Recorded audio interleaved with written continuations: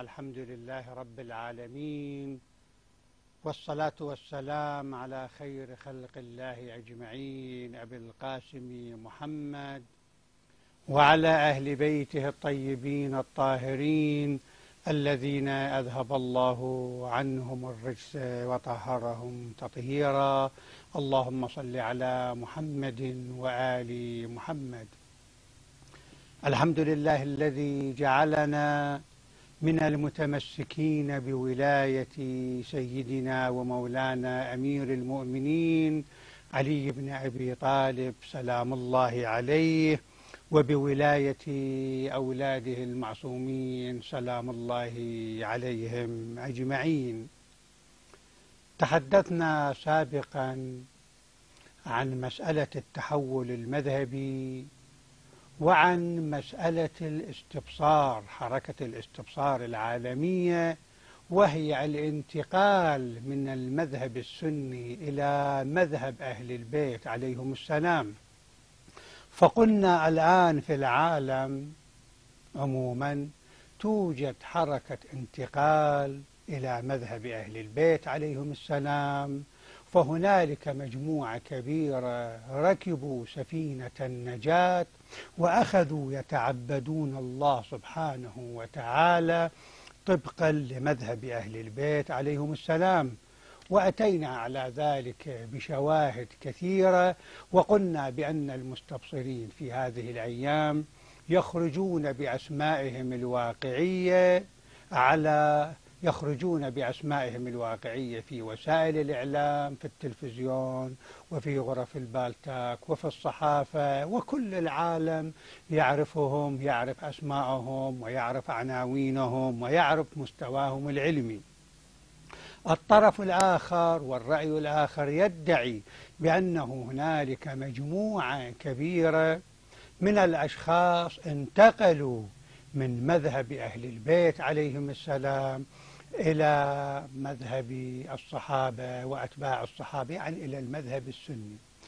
نحن حينما نأتي ونطالبهم بالدليل على ذلك فإنهم لا يأتون لنا بأسماء واقعية وبأشخاص معروفين في المجتمع ويقولون بأن هؤلاء تركوا مذهب التشيع، وإنما يأتون لنا بأسماء مستعارة وبألقاب وكنى: أبو حسن من القطيف، وأبو حسين من الأحساء، وأبو زهراء، وأبو فلان وأبو فلان، ولا يأتون بأسماء واقعية.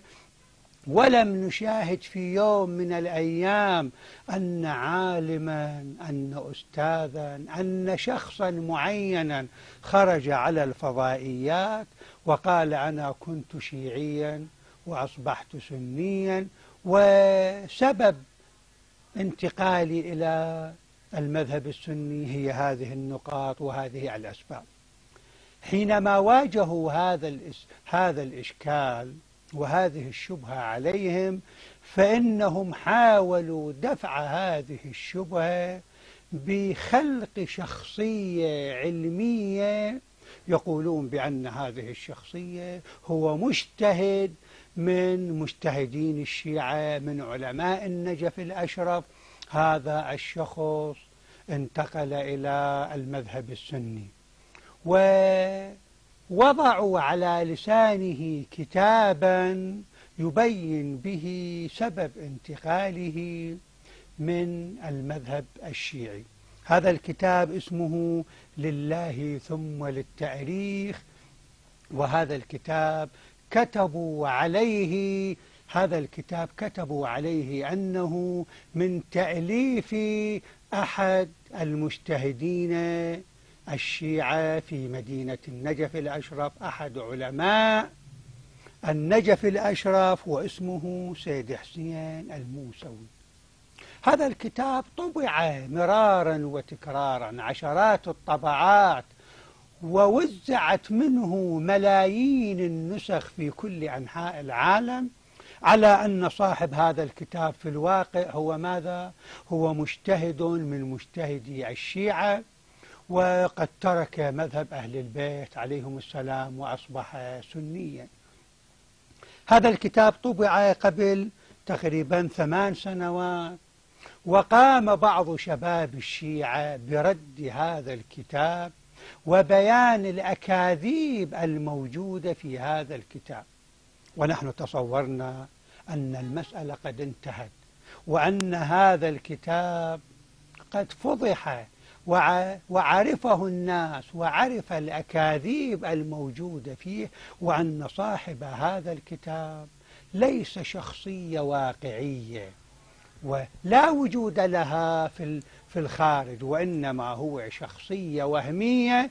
وأحد الوهابية قام بتأليف هذا الكتاب واختلق هذه الشخصية.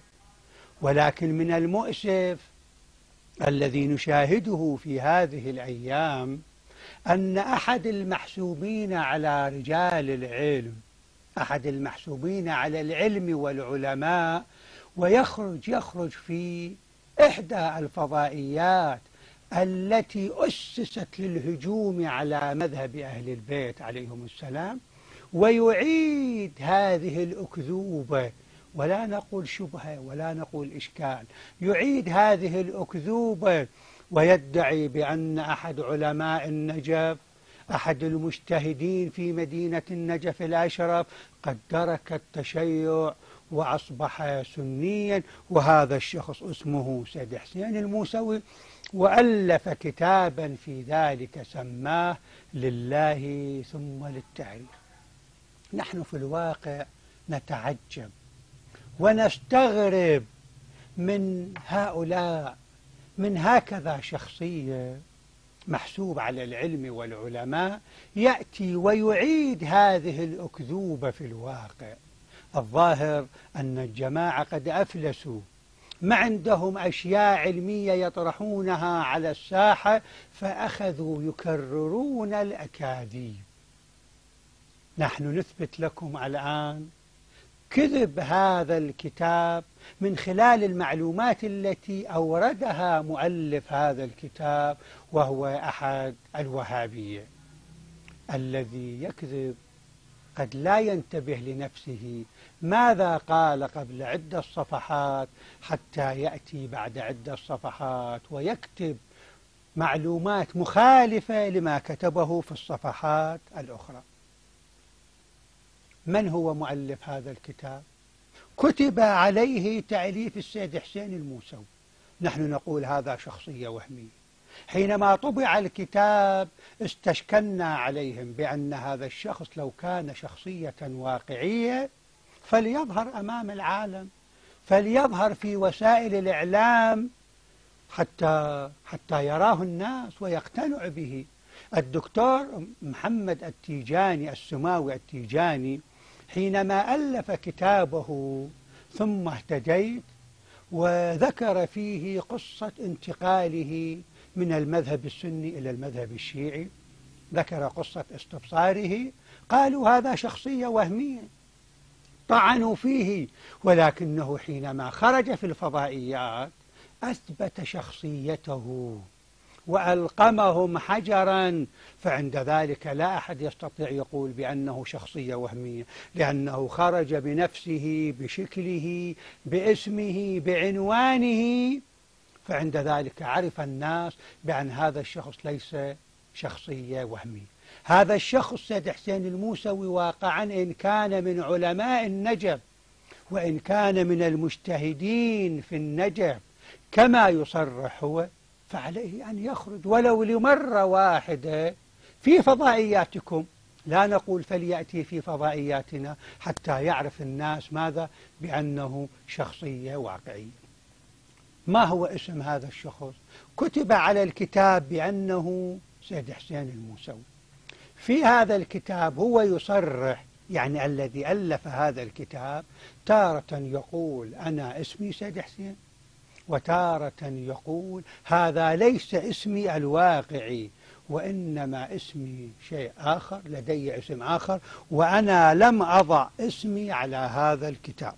أنا أقرأ لكم من الكتاب حتى نتعرف على أكاذيب هذا الكتاب، ونعرف أن هذا المؤلف ليس من الشيعة، وليس لديه أبسط معلومات عن الشيعة.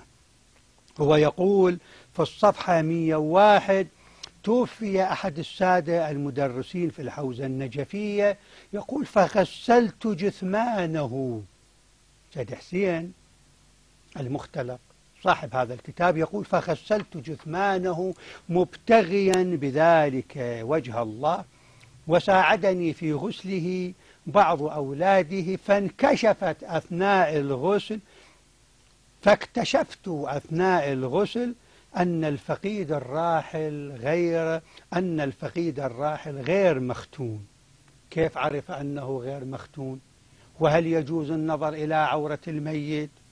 يقول: ولا أستطيع الآن أن أذكر اسم هذا الفقيد، لأن أولاده يعرفون من الذي غسل أباهم، فإذا ذكرت اسم الواقع عرفوني، وعرفوا بالتالي أني مؤلف هذا الكتاب، واكتشف أمري، ويحصل ما لا تحمد عقباه. إذن هو يصرح صراحة بأن اسمه غير الذي كتب وثبت على هذا الكتاب. إذن اسمه ليس سيد حسين الموسوي، إذن هو يصرح في هذا الكتاب بأن له ماذا؟ اسم آخر. يأتي في الصفحة 72 يصرح ويقول: اسمي سيد حسين. يقول: وفي ختام المبحث الخامس حينما يقول: كانت لي علاقة بالشاعر الصافي أحمد الصافي، يقول: قال لي ولدي حسين. يقول أحمد الصافي: خاطبني وقال لي ولدي حسين. إذن هنا ماذا؟ يذكر بأن اسمه ماذا؟ اسمه حسين. يأتي في مكان آخر في الصفحة 91 حينما يتحدث عن لقائه بالإمام الخميني سلام الله عليه، يقول: وفي جلسة خاصة مع الإمام، يعني يقصد الإمام الخميني رضوان الله تعالى عليه، قال لي سيد حسين: آن الأوان لتنفيذ وصايا العم. في كتابه صفحة 91. إذن يقول بأن الإمام الخميني رحمة الله عليه يناديني سيد حسين، يعني هو كان مجتهدا وكان فقيها ومن كبار المجتهدين في النجف، ومن الطبيعي أن تكون له علاقة بالمراجع، فإذا كان يعرفه الإمام الخميني باسم سيد حسين. زين؟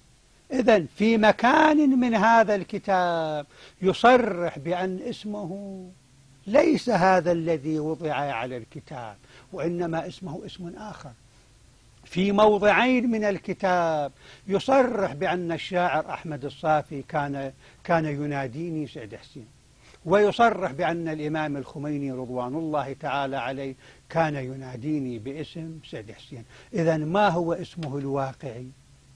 هل أن اسمه هو سيد حسين الموسوي كما وضع على غلاف الكتاب، أو أنه اسمه اسم آخر؟ إذن انظروا إلى التناقض من هذا المؤلف في هذا الكتاب. تعالوا إلى نقطة أخرى: كم هو عمر هذا المؤلف؟ واقعا هذه هي المهزلة، وهذا المضحك، وشر البلية ما يضحك. أنت لا تدري أتضحك أم تبكي من هذه التناقضات وهذه الأكاذيب الموجودة في هذا الكتاب. سوف نثبت لكم بأن هذا المؤلف حينما ألف هذا الكتاب كان عمره 200 سنة. هو يصرح في كتابه ومن خلال شواهد معينة يقول كان عمره ماذا؟ 200 سنة. سوف نثبت لكم هذا، ولكن بعد هذا الفاصل. أعزائنا المشاهدين، قلنا لكم قبل الفاصل بأننا سوف نثبت أن عمر هذا الشخص حينما ألف هذا الكتاب كان 200 سنة. هو لم يذكر تاريخ ولادته، ولم يذكر عمره، ولكن من خلال الشواهد والأحداث التي ذكرها في هذا الكتاب سوف نثبت لكم ذلك. أطلب من المشاهدين الكرام أن ينتبهوا إلى هذه النقطة وأن يركزوا معي. في الصفحة 104 يقول هذا الشخص الموهوم ماذا يقول؟ يقول: في زيارتي للهند التقيت السيد دلدار علي فأهداني نسخة من كتابه أساس الأصول. إذن هذا يصرح في الصفحة 104 بأنه التقى بالسيد دلدار علي وهو من كبار علماء الشيعة في الهند. طيب، ما هو تاريخ وفاة السيد دلدار علي؟ في تراجمه يصرحون بأنه توفي سنة 1235، يعني في سنة 1830. هو يقول: أنا التقيت بالسيد دلدار علي. تاريخ وفاة هذا السيد سنة 1830. فلو فرضنا أن مؤلف هذا الكتاب التقى بالسيد دلدار علي في آخر سنة من عمره، يعني التقى به في سنة 1830. زين، كم كان عمر مؤلف هذا الكتاب حينما سافر إلى الهند والتقى بالسيد دلدار علي؟ فلنفرض أقل عمر وهو 15 سنة، ولا يمكن أن يكون التقى به وكان عمره أكثر من ذلك. فعلى هذا يصبح تاريخ ولادة مؤلف هذا الكتاب سنة 1805 ميلادية. هو يقول، هو لم يذكر تاريخ ولادته، ولكن من خلال هذه المعلومة يقول: التقيت بالسيد دلدار علي في الهند فأهداني كتابه، والسيد متوفى سنة 1830، وأقل عمر يمكن أن يكون التقى به هو 15 سنة، فيكون تاريخ ولادته ماذا؟ 1805. خلي هاي المعلومة جانبا. يأتي في مكان آخر في الصفحة 80 من كتابه يقول: أنا أدركت وحضرت وفاة السيد الخوئي رضوان الله تعالى عليه. في الصفحة 80 من كتابه يقول: ولهذا قال الإمام الخوئي في وصيته لنا وهو على فراش الموت عندما أوصانا كادر التدريس في الحوزة. يعني يقول أن السيد الخوئي وهو على فراش الموت أوصى مدرسين الحوزة العلمية. يقول أوصانا، يعني هو ماذا؟ هو قد أدرك وفاة السيد الخوئي أو حضر وفاة السيد الخوئي. السيد الخوئي متى توفي؟ توفي في سنة 1992 ميلادية. أثبتنا بأن تاريخ ولادته 1805 ميلادية. فعلى هذا يكون مؤلف هذا الكتاب، يكون عمر مؤلف هذا الكتاب في سنة وفاة السيد الخوئي 187 سنة. هذا هو يصرح بذلك. يكون عمر مؤلف هذا الكتاب عند وفاة السيد الخوئي رحمة الله تعالى عليه 187 سنة. هو يصرح في هذا الكتاب بأنه ألفه بعد وفاة السيد الخوئي ب10 سنوات أو 12 سنة. إذن يكون عمر مؤلف هذا الكتاب حينما ألف كتابه هذا 198 سنة أو 200 سنة على الأقل. هل هذا شيء معقول؟ هل سمعتم بأن أحد المجتهدين في النجف قد وصل عمره إلى هذا الحد؟ طبعا حينما ألف هذا الكتاب كان عمره 200 سنة. كم سنة بقي بعد تأليفه لهذا الكتاب؟ حتما بقي عدة سنوات. فإذا يكون عمر هذا الشخص الموهوم، هذه الشخصية المصطنعة، أكثر من 200 سنة. هل هذا معقول؟ هل سمعتم بأن أحد علماء النجف الأشرف وأن أحد المجتهدين في النجف قد وصل به العمر إلى أكثر من 200 سنة؟ فلو كان هذا موجودا، لو كان هذا الشيء صحيح لعرف ولاشتهر. انظروا إلى الأكاذيب. إن كنت كذوبا فكن ذكورا. أنت من كثر ماذا قبل عدة صفحات؟ يعني أنت لا تعرف تاريخ وفاة السيد دلدار علي حتى تقول أنا زرت السيد دلدار علي في الهند، ثم تقول أنا ماذا؟ أنا حضرت في وفاة السيد الخوئي. هذه أكذوبة، بل هذه فضيحة فضحهم الله سبحانه وتعالى بها. تعال إلى فضيحة ثانية واقعا، والإنسان لا يعلم. هل يضحك على عقول هؤلاء الوهابية، على عقل هذا الشخص الذي ألف هذا الكتاب ووضعه وألفه على أنه عالم ومجتهد شيعي ترك التشيع، وهو لم يلتفت إلى هذه النقاط وإلى هذه المهازل التي وجدت في هذا الكتاب؟ يقول في الصفحة 5 من هذا الكتاب، انظروا ماذا يقول، وأنا أقرأ من الكتاب. يقول أنهيت الدراسة بتفوق.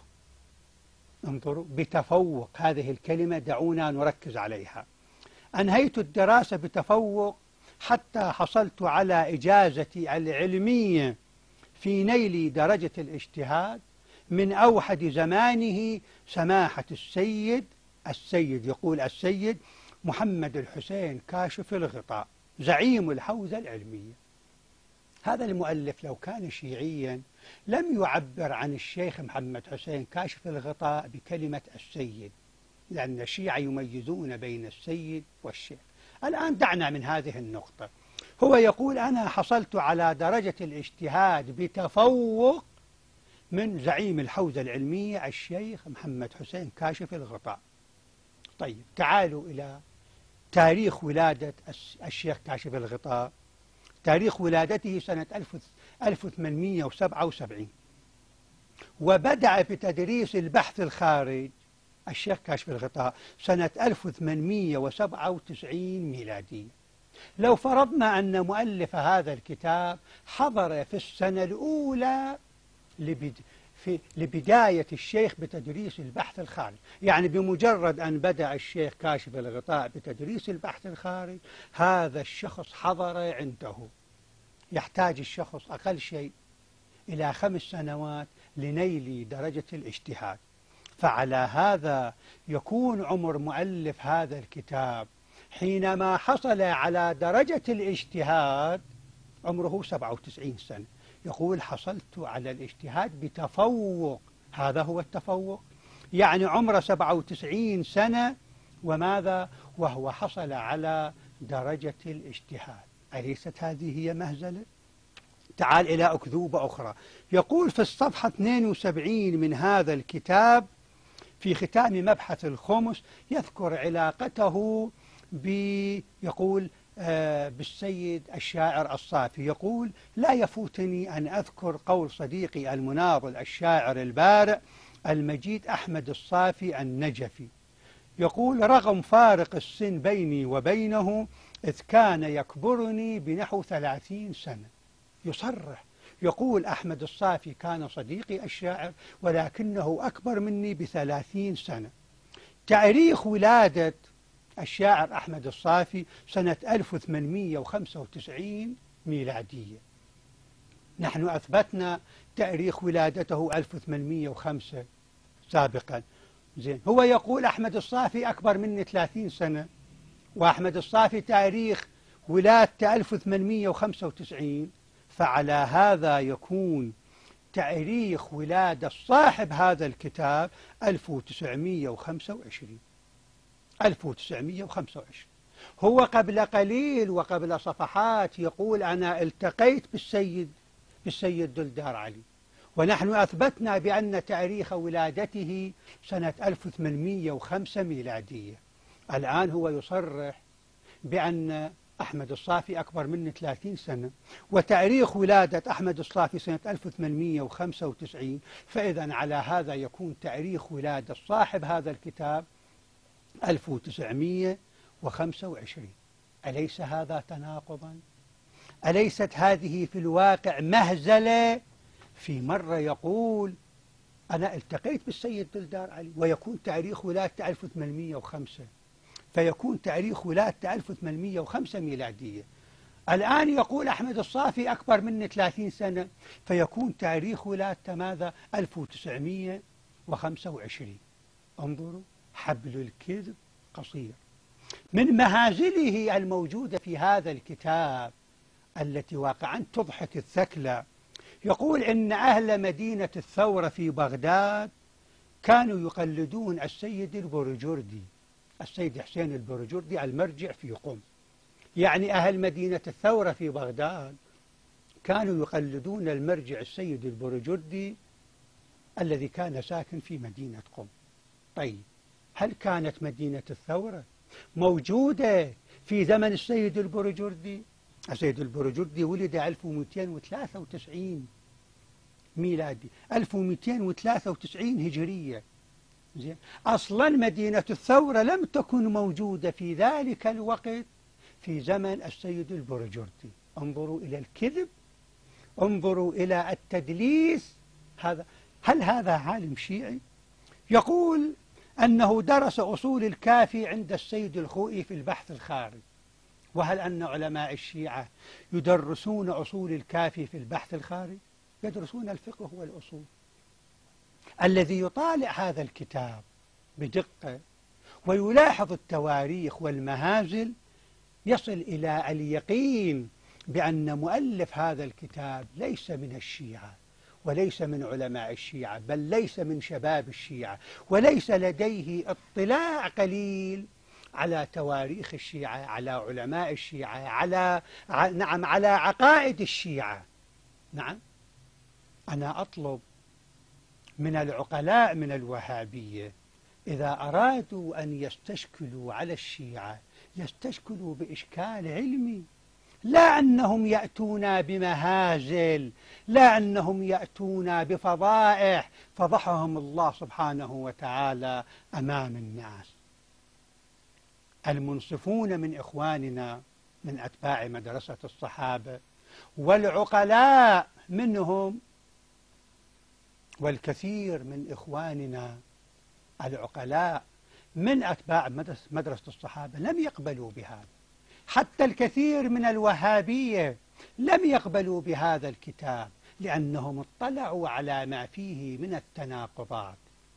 أنا أتحدى ومن هذا الموقع إن كان هذا الشخص شخصية واقعية، إن كان شخصية واقعية عليه أن يخرج ولو لمرة واحدة في الفضائية ويثبت لنا شخصيته.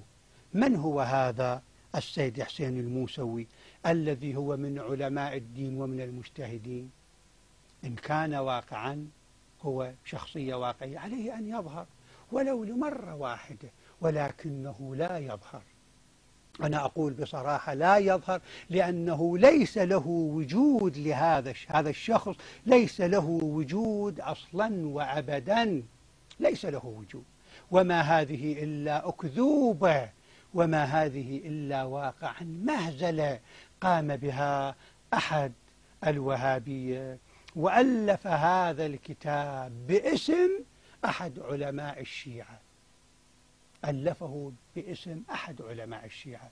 أنا أسأل الله سبحانه وتعالى الهداية لهم، لرجال الوهابية، لهذا الشخص الذي خرج في الفضائية ويحسب على العلم والعلماء ويدعي بأن أحد علماء الشيعة ماذا؟ قد ترك مذهب أهل البيت وأصبح سنيا. أقول قولي هذا وأستغفر الله لي ولكم جميعا، والحمد لله رب العالمين، والسلام عليكم ورحمة الله وبركاته.